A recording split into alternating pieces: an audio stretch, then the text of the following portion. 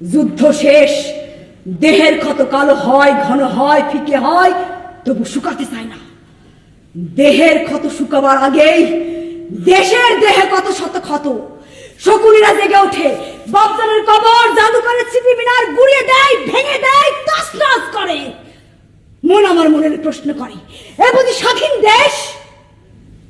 এই প্রথম একা হই, নিঃসঙ্গ হই আমি। দেহের পুরনো ক্ষতগুলো জেগে ওঠে, চিৎকার করে বলে, বেঁচে আছিস কেন? মরে যা। তবু মরি না আমি।